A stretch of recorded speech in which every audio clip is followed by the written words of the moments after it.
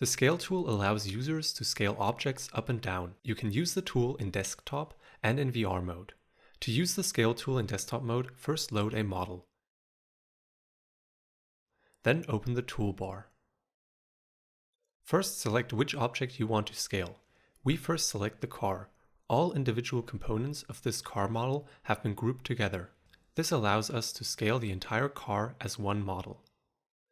Select the Scale tool. Our first button gives us the option to scale proportionally to one of the axes. By clicking the green, red or blue button, you can choose which axes you want to scale proportionally to. In this case, we will choose the green button and scale up to 100 mm. Click here to make the change and click the green checkbox to close the Scale tool. If we wanted to scale the car disproportionately in one direction, we can scale with the first option turned off. For example, we can now make the car wider by clicking the blue button and increasing the width to 250 mm. We can also scale individual objects, not just grouped objects.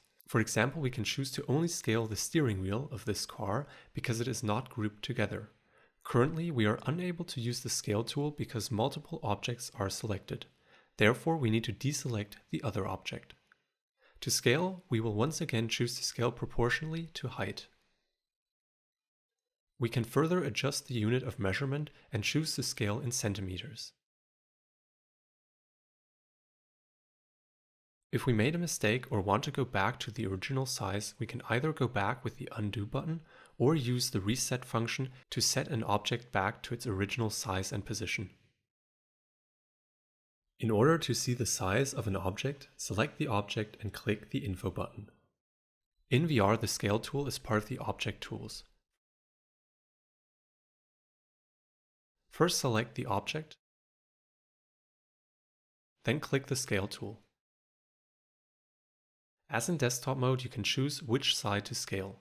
Use the handles to scale the object in different directions.